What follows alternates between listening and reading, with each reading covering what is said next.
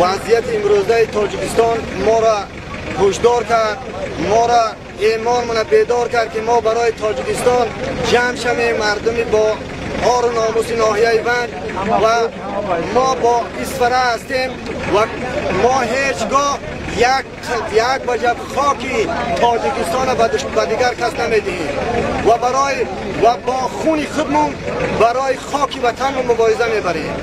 ما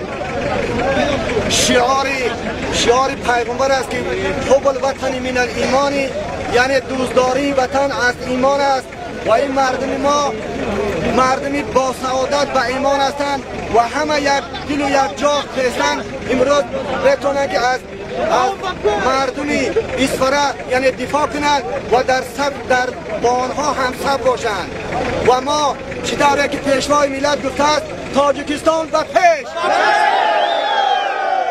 و خاک افزان می شود باید دو علمه آتش بازی کرده تاجیکستان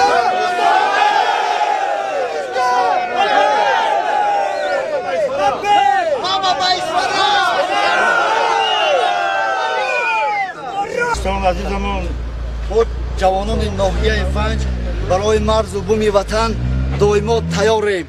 ما این بیگه افطار حرکت کردیم، در راه هستیم، افطار را در بودکن بگذرونیم برای شعار پیشوای ملت تاجیکستان به پیش.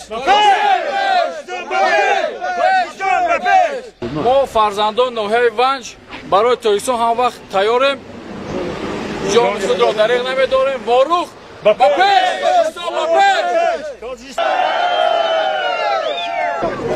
قرغزا در بیتگه قرار میگیریم، روتاسیون میکنیم، اینا فهمیده گیره قرغزا.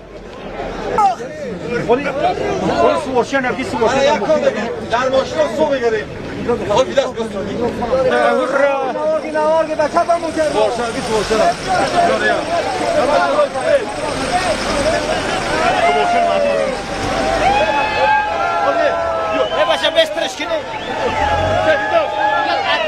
Yola 3 çarpma mı?